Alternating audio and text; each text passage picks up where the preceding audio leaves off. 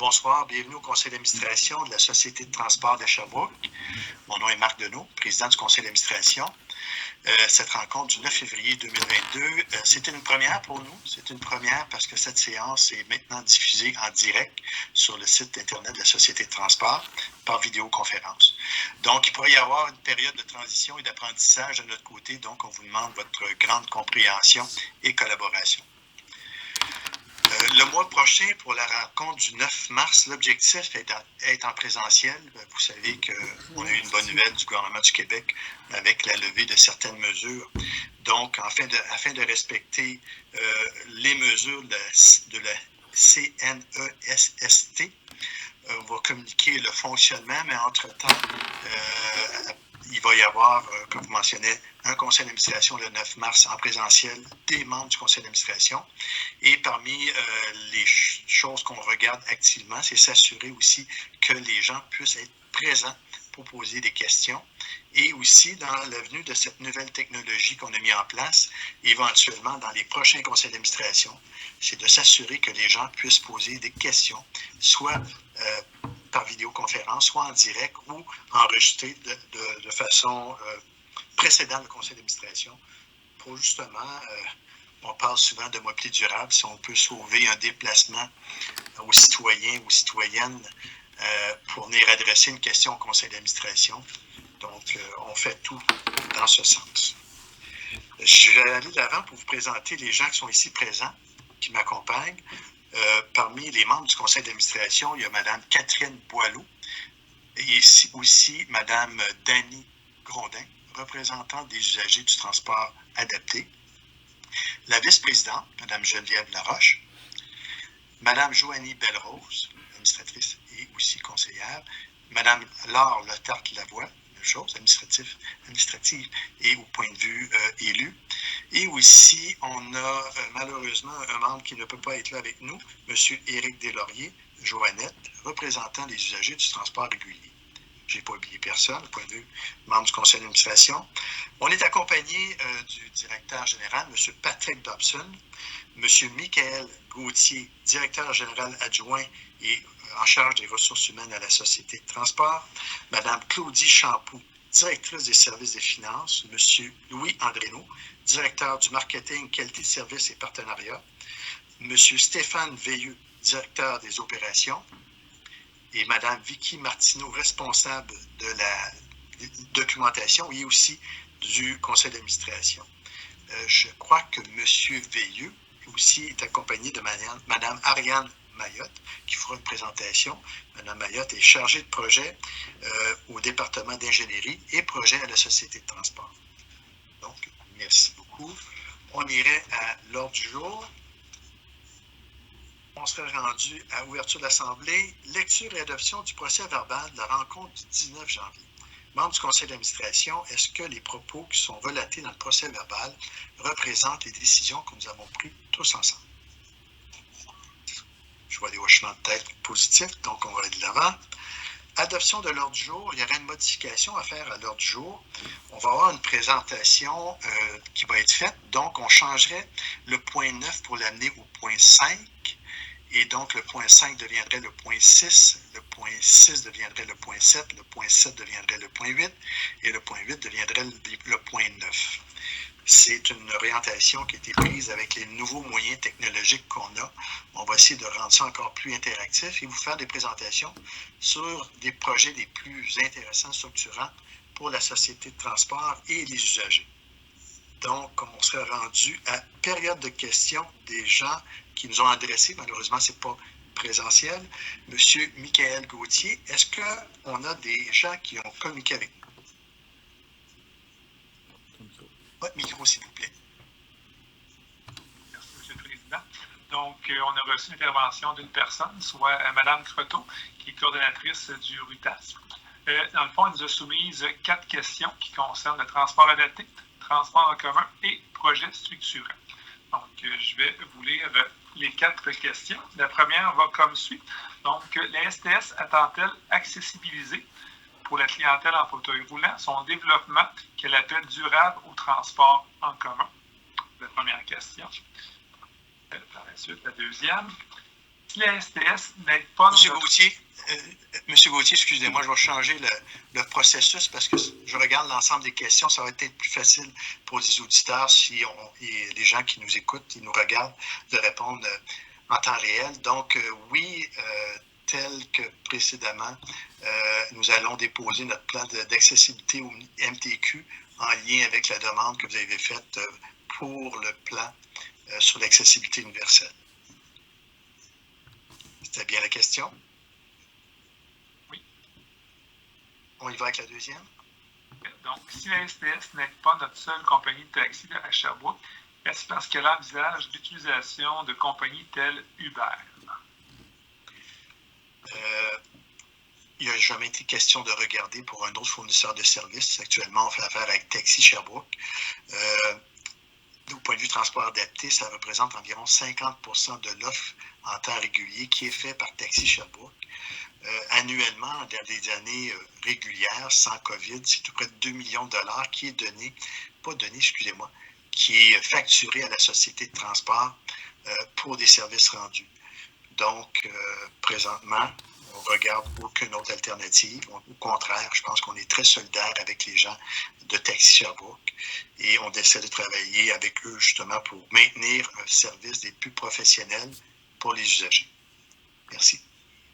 Donc, la troisième question, la STS va-t-elle devenir un simple service de la Ville pour répondre à ses projets de développement économique, surtout concernant le centre-ville?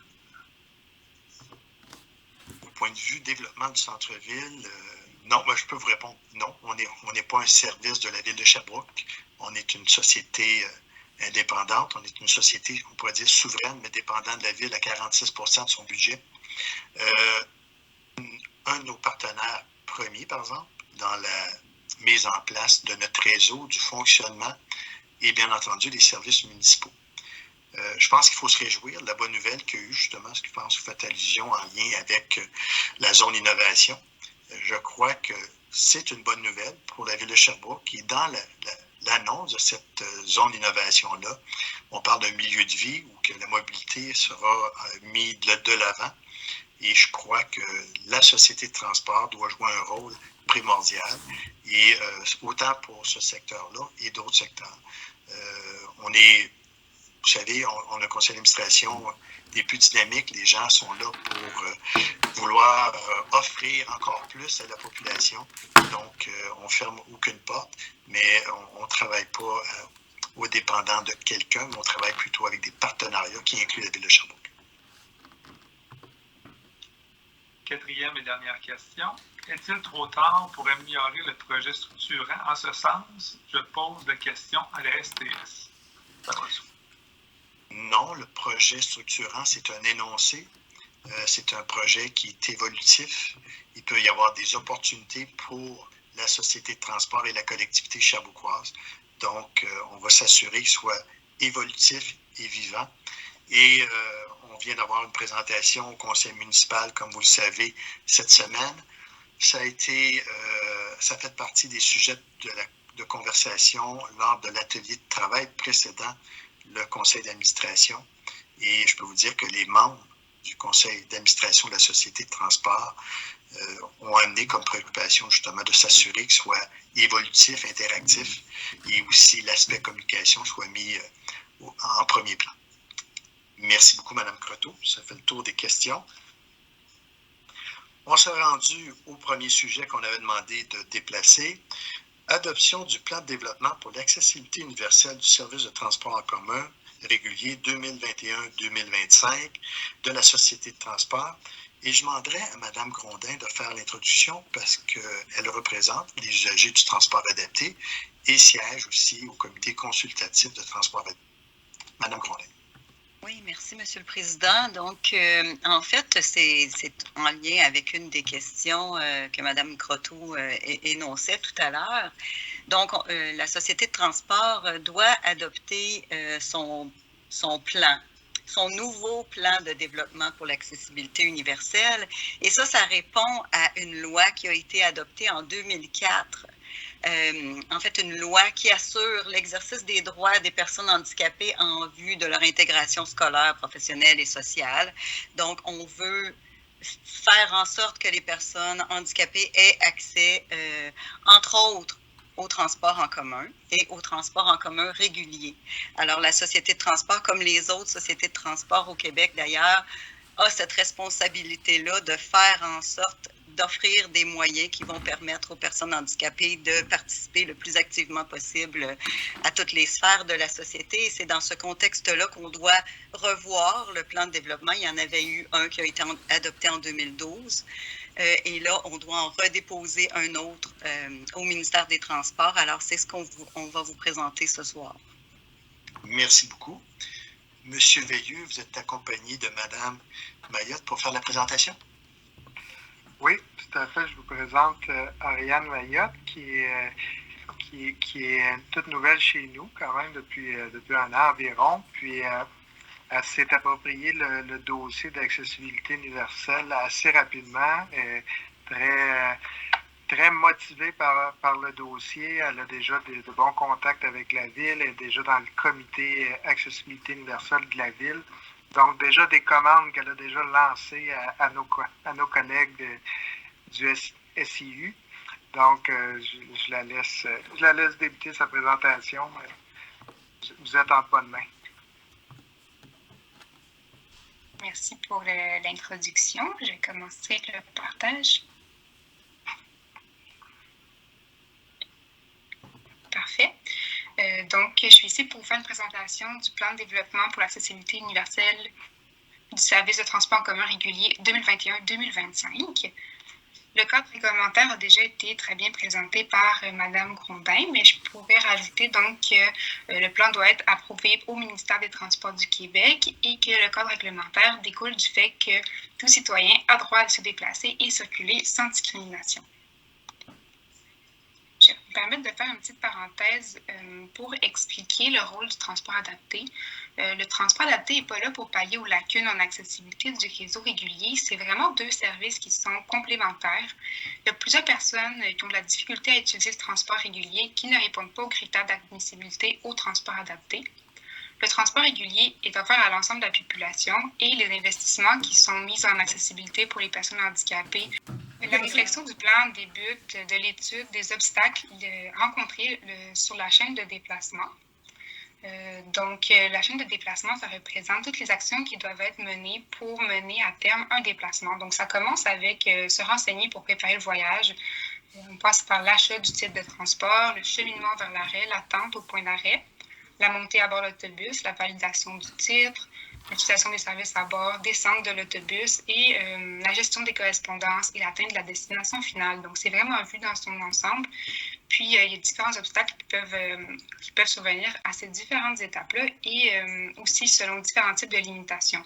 Donc, c'est cette réflexion-là qui a mené aux différentes actions du plan. Puis maintenant, je vais vous faire une présentation des actions qui composent le plan 2021-2025. Le premier chapitre concerne les obstacles rencontrés aux arrêts d'autobus. On a deux interventions liées aux arrêts. Bien que l'arrêt ne soit pas le début de la chaîne de déplacement, ça reste la porte d'entrée au réseau d'autobus de la STS. La STS compte près de 1500 arrêts. Puis, à l'heure actuelle, on n'a pas un portrait global de la situation d'accessibilité de nos arrêts. Ça nous met dans une situation où est-ce qu'en ce moment, on est mal outillé pour prendre les actions suivantes concernant leur mise en accessibilité. Et c'est pourquoi la pierre d'assise de plusieurs des actions repose sur un diagnostic complet des zones d'arrêt qui va avoir lieu à l'été 2022.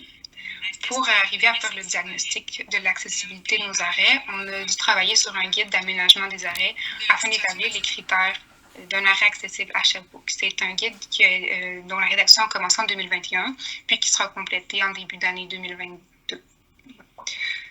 Donc ici, j'ai mis deux exemples d'arrêts rapidement. Donc on a de l'arrêt le plus simple d'un poteau sur le bord du chemin à un arrêt avec beaucoup plus de commodité et beaucoup plus accessible. Donc on voit qu'on a tout le spectre sur le territoire, puis c'est grâce au diagnostic qu'on va être capable de quantifier et de localiser l'état de la situation. Ensuite, le cousin de l'arrêt qui est l'abribus. La STS possède plus de 200 abribus. L'abribus est là pour apporter un confort supplémentaire, puis il ne faut pas confondre accessibilité avec confort. Donc, la présence d'un abribus n'est pas nécessaire pour qu'un arrêt soit accessible. Par contre, quand on investit pour ajouter du confort à un arrêt, on veut que ce soit accessible à toute la clientèle. C'est pourquoi la STS vise à ce que 100% de ses achats de nouveaux abribus rencontrent ces critères d'accessibilité des abribus. Puis, on a également des objectifs, des cibles en pourcentage pour l'accessibilité de nos abribus qui sont liés à nos remplacements qu'on fait annuellement. Donc, on termine l'année 2021 avec un taux de 50% d'accessibilité de nos abribus, puis on projette qu'à la fin du plan en 2025, on va être autour de 70%. Un exemple d'un abribus qui a été changé cet été sur la rue Murray. Donc, on a à gauche la version précédente qui est non accessible, notamment en raison de la largeur de l'ouverture. Puis la version à droite, c'est les nouveaux modèles d'abribus qu'on installe qui sont accessibles notamment par les dégagements vertical et horizontal de l'ouverture, l'espace intérieur pour un fauteuil roulant. On a aussi les bandes de couleurs sur les vitrines pour faciliter leur repérage, puis également une bonne visibilité sur l'arrivée des autobus. On a également une surface qui est ferme, puis qui est au même niveau que le trottoir. Donc, c'est ce type d'abribus qu'on installe actuellement. Par contre, un gros enjeu lié avec l'accessibilité des arrêts repose sur le cheminement vers l'arrêt et par le fait même les trottoirs, les traverses piétonnes qui sont de juridiction municipale. Comme M. Veilleux l'a apporté d'entrée de jeu, on collabore avec le ICU pour arrimer nos interventions en accessibilité avec les leurs. Donc, ils vont collaborer avec nous à établir un plan d'action de mise en accessibilité des arrêts lorsqu'on aura complété le diagnostic des arrêts. Puis, un autre aspect qui va être traité également est au niveau de l'interdiction du stationnement devant les arrêts. Actuellement, ce n'est pas tous les arrêts où il y a une interdiction de stationnement qui est assez long pour permettre un accostage adéquat des autobus. Donc, une fois que ces lieux vont avoir été ciblés, on va prendre des actions pour que 100% des arrêts du réseau rencontrent les requis pour l'interdiction de stationnement. Une fois qu'on aura de l'information également sur l'accessibilité, ça va nous permettre d'enrichir l'information qu'on donne aux voyageurs. Donc, en ce moment, quelqu'un qui planifie son déplacement, par exemple, en fauteuil roulant, n'a pas l'information nécessaire pour déterminer si son arrêt de départ ou son arrêt d'arrivée sont accessibles. Une fois qu'on aura l'information, on va indiquer les arrêts accessibles avec le pictogramme sur les panneaux d'arrêt accessibles. On va également bonifier notre GTFS, qui est le flux d'informations normalisé qui alimente notamment Google Maps pour que l'information d'accessibilité s'y retrouve. On va également mettre l'information à jour sur nos plateformes comme le site web et l'application mobile. Un volet aussi, c'est au niveau du site web, on est en train de faire la refonte de notre site web. Puis, il y a un spécialiste en accessibilité numérique qui va faire une validation du contenu avant le lancement pour s'assurer que les normes d'accessibilité numérique sont rencontrées, notamment, on parle ici de contraste de couleur, de taille, de police, etc. Le prochain obstacle est au niveau de l'autobus. On a ciblé 3 interventions. Il y a la réalisation systématique des tests sur les rampes qui sont situées à l'avant des véhicules. Depuis juin 2020, ces tests ont été intégrés au plan d'entretien préventif. On veut également que 100% des sièges réservés aux personnes à mobilité réduite soient mis en évidence, notamment avec des couleurs pour les différencier. Puis, un peu comme les abribus, on vise à ce qu'il y ait une augmentation de l'accessibilité du parc d'autobus au fur et à mesure de nos remplacements. Les autobus de la STS sont accessibles depuis 2010, donc toutes les acquisitions qui ont été faites depuis 2010 possèdent une rampe à la porte avant. Comme la durée de vie des autobus est d'environ 16 ans, le remplacement complet des autobus pour avoir 100% d'accessibilité va se faire environ à l'année 2027. Puis, tant que les autobus ne sont pas complètement accessibles, c'est plus difficile de déployer des lignes accessibles parce que nos autobus ne peuvent pas être dédiés à des lignes spécifiques. Donc c'est comme l'étape d'avoir des autobus 100% accessibles va vraiment permettre de faciliter la mise en service de lignes complètement accessibles. Il y a aussi quelques autres interventions en rafale, notamment au niveau de la sensibilisation du personnel. On va faire des capsules d'information auprès du personnel du secteur urbain, service à la clientèle et de la sous-traitance. On veut faire des actions annuelles pour mesurer nos actions, donc pour avoir un retour d'expérience de la clientèle sur les actions qu'on met en place. On va également continuer à faire une veille technologique, notamment en participant au comité aménagement et accessibilité universelle avec les autres sociétés de transport du Québec. Autour de cette table-là, on partage les bons coups, les enjeux qu'on vit en accessibilité universelle. Puis également, on va aussi continuer à tenir nos rencontres biannuelles avec le comité consultatif au transport adapté pour garder le pouls au niveau du milieu associatif. Puis pour tenir un suivi rigoureux du plan d'action qu'on met en place, on va faire un bilan annuel et ajuster nos actions en fonction de l'évolution. Donc, c'est ce qui conclut nos actions présentées pour le plan 2021-2025. Merci, Mme Mayotte. Un commentaire. Toute une présentation comme première présentation. Félicitations et bienvenue à la Société de transport. La première fois qu'on se rencontre au conseil d'administration. C'est-à-dire que très beau travail. Monsieur Veilleux? Oui, si je peux ajouter, Mme Mayotte a vraiment bien décrit le plan. Vous voyez que c'est un plan axé beaucoup sur les infrastructures, l'information aux clients, tout ça. Mais c'est un plan évolutif aussi. Il faut le déposer au MTQ, mais on continue à travailler, on continue à faire des veilles technologiques sur les applications qui pourront aider aussi les gens. Donc, on travaille déjà sur le prochain plan puis sur des actions aussi à mettre en place en parallèle. Merci. Et peut-être des chiffres additionnels là, pour les gens qui nous écoutent. Au point de vue déplacement, ça représente environ 310 000 déplacements annuellement. En 2021, on avait tout près de 3 734 usagers du transport adapté. Et en 2021, on avait tout près de 511 demandes additionnelles qui avaient été acceptées d'utilisateurs du transport adapté. Donc, c'est un service hautement en demande. On parle beaucoup de vieillissement de la population. Je dis souvent, on est bien content d'avoir des centres hospitaliers comme le CIUS, le centre ici sur Argyle de géatrie, mais ça prend aussi des services pour ces gens qui veulent s'y rendre. Donc, félicitations et merci beaucoup de la présentation. Je pense que ça démontre aussi les efforts qui sont faits pour rendre encore plus accessible. Et pour avoir été là, je crois que c'est en 2012 qu'on parlait de l'implantation des mesures là, pour rendre encore plus accessible. Ces mesures-là ont été mises en place par le gouvernement du Québec, puis chose qu'on ne remet pas en question. Mais malheureusement, il n'y avait pas d'enveloppe budgétaire qui suivait. Donc, ça a été fait dans même les budgets de la Société de transport, toutes ces améliorations. Donc, merci beaucoup. Est-ce qu'il y a des questions des gens du conseil d'administration? Donc, merci beaucoup. On sera rendu au point 6, demande de prolongation programme d'aide financière au développement de l'offre vélo libre-service. Madame la vice-présidente, Madame Laroche. Oui, donc, comme l'a dit Monsieur le Président, ce qu'on fait ici, c'est demander de faire un délai supplémentaire parce que le programme, on a reçu la réponse pour ce programme-là le 8 octobre 2021. On a reçu une confirmation de MTQ qui disait qui confirmait, excusez-moi, une aide financière de 1 105 581 pour l'acquisition de vélos libre-service, puis l'implantation d'une offre comme ça. Donc, octobre 2021, on est déjà en février 2022. Donc, on comprend que là, tout devait être mis en place en mars 2022, mais avec des délais aussi courts, avec l'approvisionnement des vélos, établir les lieux des stations, toute la logistique qui entoure ça. On demande ici qu'on puisse avoir une prolongation pour pouvoir implanter ça plutôt au printemps 2023.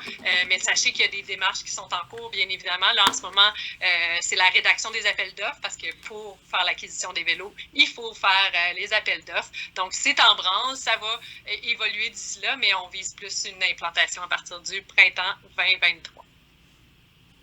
Merci beaucoup. On sera rendu au point 7, renouvellement du programme de solidarité de transport. Madame Boileau, présidente de la Commission de la sécurité publique et du développement social. Je pense que ça va être un sujet qui va vous plaire sûrement. Effectivement, c'était vraiment un beau programme que je ne connaissais pas. Dans le fond, c'est une entente entre la CDC, la Corporation de développement communautaire de Sherbrooke et la STS. C'est un projet pilote qui avait commencé en 2020. Dans le fond, pour un programme Solidarité de transport pour rendre plus accessibles les tarifs de la STS. Donc, on demande de poursuivre le projet. C'est aussi avec le concours d'une quarantaine d'organismes. Donc, c'est vraiment un très, très beau programme pour pouvoir aider le plus de gens possible à pouvoir avoir accès à du transport en commun pour se déplacer, pour le travail, pour plein de choses. Donc, je suis vraiment contente de voir qu'on poursuit ce programme-là. Donc, voilà. Merci beaucoup. Puis, je pense qu'il faut remercier notre partenaire numéro 1 dans ce dossier-là, la CDC, là, qui font un travail extraordinaire. Merci beaucoup. On serait rendu au point 9, tarification spéciale au comptant pour certains événements. Madame Belrose, pouvez-vous en faire la présentation? Oui, merci. En fait, 2 bonnes nouvelles cette année. Nous aurons le carnaval de Sherbrooke. C'est ça, à partir du 25 février. Alors, dans le fond, la STS s'associe au carnaval pour offrir une réduction de tarifs pour la période des activités du carnaval. Alors, ici, il est résolu que la tarification au comptant, donc vous allez devoir apporter votre change, soit réduite à 1 $ dès 17h le vendredi 25 février 2022 et toute la journée du samedi et du dimanche. Et ce, jusqu'à 16h le lundi 28 février sur l'ensemble des circuits lors du carnaval de Sherbrooke. Merci beaucoup. On s'est rendu au point... Excusez-moi, lui, on l'a passé. On s'est rendu au point 10, qui est règlement numéro R066 décrétant la réalisation de projets d'équipement et d'infrastructures et un emprunt au montant de 2 800 000. Madame Laure Letarte-Lavoie. Oui, merci, M. le Président. Donc, on souhaite conserver le patrimoine de la STS avec l'acquisition, l'entretien et l'amélioration de nos immobilisations. Donc, la Société de transport de Sherbrooke, on veut qu'elle soit performante, constamment s'améliorer. Donc, on veut investir dans 3 secteurs, les bâtiments, les infrastructures, bâtiments et infrastructures, outillage et équipement et le 3e matériel roulant. Alors, il est recommandé que le règlement numéro R066 décrétant la réalisation de projets d'équipement et d'infrastructures et un emprunt au montant de 2 800 000 $ conservé aux archives sous le numéro A22-XX soit adopté. Merci beaucoup. Et parmi les projets dans cette enveloppe budgétaire-là, on parle de revoir la salle du conseil d'administration pour être plus accessible pour un plus grand nombre de personnes. Donc, c'est un processus qui est en branle. Point 11. Règlement numéro R067 décrétant la réalisation de projets de modernisation et d'expansion du centre d'opération et un emprunt au montant de 11 500 000. Madame Geneviève Laroche. Oui, donc on sait là, que le MTQ ne subventionnera plus du tout l'achat d'autobus s'ils ne sont pas électriques. Puis d'ailleurs, au dernier conseil d'administration, si vous avez suivi, on a fait un règlement d'emprunt de, je pense que c'était le plus gros de l'histoire, de 59 millions de dollars pour l'achat d'autobus électriques. Donc, en effectuant un virage vers l'électrique, il faut aussi adapter les infrastructures pour pouvoir accueillir ces autobus électriques-là. Donc, entre autres, le 11 500 000 ici vise à moderniser les équipements pour pouvoir recevoir ces autobus électriques-là. Et il y a aussi une acquisition de terrain parce qu'il va falloir agrandir pour suivre notre parc d'autobus. Donc, Mme Laroche, depuis votre arrivée, au cours du conseil d'administration, en 2 conseils d'administration, vous avez annoncé tout près de 70 millions d'investissements à la Société de transport. Donc, j'espère que vous avez des bons contacts au ministère des Transports. Mais en fait, je tiens à préciser que le 59 millions, je l'avais dit la dernière fois, mais c'est 95% de ça qui est subventionné dans l'achat de nos autobus. J'ai fait une erreur. On a sauté le point 8, qui est la mise en vigueur d'une tarification... non, excusez-moi. Oui, mise en place de la tarification solidaire pour la clientèle âgée de 65 ans et plus. Madame Grondin, pouvez-vous en faire la présentation, s'il vous plaît? Oui, bien sûr. En fait, l'an dernier, on a lancé un projet pilote de tarification solidaire qui visait justement à encourager les personnes de 65 ans et plus à utiliser l'autobus moyennant un tarif de 40 $ pour l'utilisation, pour la passe mensuelle. Donc, cette année, on veut vraiment faire en sorte que ce projet-là ne soit plus projet pilote et devienne, se concrétise vraiment et fasse partie officiellement de la structure tarifaire de la Société de transport de Sherbrooke. Donc, les gens de 65 ans et plus auront officiellement accès à une tarification de 40 $ pour la passe mensuelle. Et parmi les critères d'analyse à savoir si on continue ou non, quand on a initié le projet, il faut se rappeler, on était en période de COVID et avec la direction et le conseil d'administration, on avait dit que ce serait une belle opportunité de regarder pour la mise en place de ce genre de projet pour voir l'impact que ça peut avoir, pour s'assurer de minimiser les impacts qui amèneraient des coûts additionnels. Donc, suite à l'analyse, ça n'a amené aucun coût additionnel à la société de transport. On est allé chercher aussi une augmentation au point de vue de cette clientèle. Je crois que c'est environ entre 30 et 40 %. Tout près. Est-ce que c'est ça, M. Dobson, de mémoire? De mémoire, on est plus autour de 20 % M. le Président. 20 %, excusez-moi. Quand même, c'est considérable, là, tout près de 20 %. Donc, bonne nouvelle, et j'en suis convaincu, plusieurs vont être des plus heureux d'apprendre cette nouvelle-là, Mme Grondin. On serait rendu au point 12, règlement numéro R068, Mme Boileau. Je vais vous en faire la présentation. Oh, le micro, s'il vous plaît. Je peux le faire, si vous voulez. Ouais, mon conseil sans papier a gelé. Un peu. En réalité, c'est d'aller d'avant avec la réalisation de projets de mesures préférentielles pour les autobus au montant de 9 millions de $. Vous savez, dans notre projet structurant, il y avait des mesures pour mettre en place un transport en commun encore plus efficace. Souvent, on est comparé au trajet que ça prendrait pour le faire en automobile.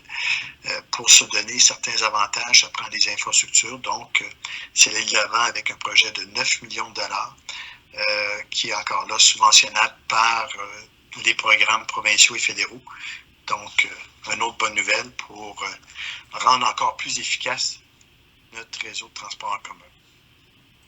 On se rendu au point 13, contrat d'embauche pour un conseiller en recrutement. Vous savez, on parle d'un taux de chômage d'environ 3 % sur le territoire de Sherbrooke. Donc, la Société de transport ne fait pas exception pour la recherche de candidats potentiels pour venir nous donner un coup de main, autant au point de vue opération, entretien et administration. Donc, la nécessité d'aller chercher une ressource additionnelle pour une période de 2 ans. Donc, le conseil d'administration donne le mandat à la direction générale d'aller de l'avant.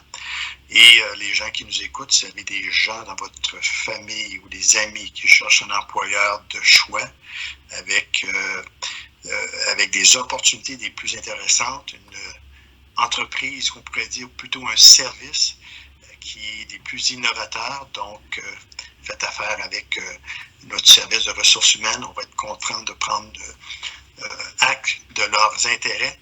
Mais entre-temps, c'est mettre une ressource qui va développer des façons distinctives, innovantes pour justement aller chercher ces candidats qu'on a besoin pour offrir le service.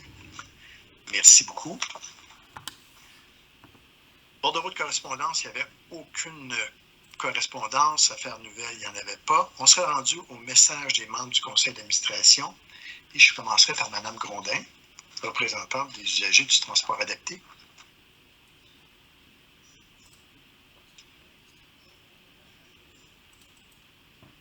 D'après moi, son écran est gelé. Donc, est-ce que Mme Belrose avait un message pour nos auditeurs ou les gens qui nous regardent? Oui, tout court. On en a parlé au début du conseil du CA, en fait, qu'on a eu l'annonce d'un projet structurant pour rendre la mobilité à Sherbrooke plus efficace et inclusive. Je voulais juste nommer que j'étais très enthousiaste de faire partie de la réflexion. Je pense que avec la Ville de Sherbrooke, la STS, on a une vision qui est assez commune sur le développement de la mobilité, puis je pense que ça va être un beau travail en commun à venir pour mettre des actions en place. Sinon, peut-être juste avec le déconfinement, l'ouverture des théâtres, cinémas, restaurants, je vous invite à penser transport en commun dans vos futurs déplacements. Bonne soirée. Merci beaucoup. Madame Boileau? Tu m'as volé mon punch. Merci, Monsieur le Président. Bonsoir tout le monde. Je suis vraiment contente de participer à cette première édition du CA en direct. J'aime beaucoup l'idée de vous montrer des présentations aussi. La STS a beaucoup de beaux projets à venir, puis ça permet de vous en donner un aperçu. Et avec toutes les annonces d'hier du gouvernement provincial, j'ai hâte aussi de voir tout le monde en vrai. Plusieurs choses ce soir ont été discutées. Beaucoup de travail a été fait également pour arriver à donner un service adapté aux usagers. On a vu aujourd'hui le résultat avec l'adoption du plan de développement pour l'accessibilité universelle du service de transport. Merci pour cette belle présentation. Le renouvellement du programme de solidarité de transport jusqu'en 2023 est une bonne nouvelle aussi, car elle permet de rendre plus abordable encore le transport en commun pour les personnes à plus faible revenu. Même chose pour la tarification spéciale pour la clientèle âgée de 65 ans et plus, qui a été un beau succès et qu'on souhaite poursuivre. Puis, comme le disait si bien Joanie, on sentait le printemps aujourd'hui, le déconfinement qui commence. Pourquoi ne pas en profiter pour visiter notre ville à bord d'un autobus de la STS? Bonne soirée. Merci beaucoup. Madame Grondin? Quelle éloquence! Je vais vraiment dans le même sens, en fait. Là, je salue tout le travail qui a été fait, tous les projets qui sont déposés et qui démontrent vraiment la volonté de la STS de rendre son service le plus accessible et le plus solidaire possible avec l'ensemble de la clientèle. Alors, je salue ça. Puis, je souhaite une excellente fin d'hiver à tout le monde. Merci beaucoup. Madame Laure Letarte-Lavoie? Oui, je suis d'accord avec tout ce qui a été dit. Un petit message tout court là, pour dire que je voulais souligner quand même là, la tarification solidaire là, qu'on a fait passer pour les personnes de 65 ans et plus, en fait, qui rentrent dans la structure permanente tarifaire là, de la STS. Je pense qu'on veut l'inclusion des aînés dans notre communauté. Pour moi, c'est vraiment une richesse, c'est essentiel. On parle beaucoup du vieillissement de la population. Puis pour ça, il faut favoriser le maintien à domicile. Tout le monde a sa part à jouer là-dedans, mais un des éléments qui est vraiment important, c'est la mobilité. Donc, pour moi, c'est vraiment, il faut que les aînés puissent rester actifs, ils puissent se déplacer. Donc, d'avoir un transport en commun abordable pour eux, je trouve que c'est vraiment une bonne nouvelle. Et puis, passez la nouvelle autour de vous. Merci beaucoup. Et Madame la vice-présidente, Madame Laroche? Merci. En fait, tout le monde, vous avez été très éloquente et puis vous avez fait un beau résumé de ce qu'on a vu ce soir. Moi, je suis aussi très contente qu'on soit pour une première fois en direct. Puis je vous dirais qu'on travaille pour améliorer ça, pour que cette accessibilité-là soit de plus en plus grande. Puis je suis vraiment contente qu'on puisse le faire. Je voudrais dire un petit mot parce qu'il y a beaucoup aussi de gens qui nous avaient adressé des questions, autant via le conseil municipal que via ici le conseil de la STS sur la possibilité d'avoir des étudiants qui soient représentés. Je n'annonce rien ce soir, mais je voulais quand même vous dire de bien surveiller la prochaine rencontre. Il devrait y avoir des belles annonces intéressantes pour ça. Je tenais à vous faire un suivi, puis ça fait longtemps que vous nous relancez là-dessus, fait que je trouve ça important que vous sachiez que ça s'en vient. Puis, évidemment, on a hâte de vous revoir en personne. Ça devrait pouvoir être en mars. Surveillez ça aussi. Si les annonces restent les mêmes que ce qu'on a vu jusqu'à présent, on devrait pouvoir se voir en personne. Alors, bien contente qu'on puisse le faire. Puis, merci pour les présentations ce soir. Je pense que c'est très intéressant qu'on puisse ouvrir aussi les présentations. Moi, je trouvais qu'on était très choyés en atelier de travail d'avoir des présentations de grande qualité. Fait que je suis contente que vous y ayez accès aussi. Alors, merci. Bonne soirée. Merci beaucoup. Et en conclusion, la semaine dernière, à la Ville de Sherbrooke, on a reçu une très, très bonne nouvelle sur la désignation de zone d'innovation. Et je tiens à affirmer aussi au nom du conseil d'administration que la Société de transport veut jouer un rôle important aussi dans cette zone d'innovation. Parmi les critères, c'est justement s'assurer d'un milieu de vie convivial. Aussi, on parlait beaucoup de la mobilité. Donc, en espérant qu'on fasse partie des discussions, je pense qu'on a un rôle important à jouer là-dedans. Et si on va avoir un pouvoir d'attraction en tant que ville, la mobilité, je pense, fait partie des priorités. Donc là-dessus, merci à vous tous et on se revoit le 9 mars prochain à 18h30.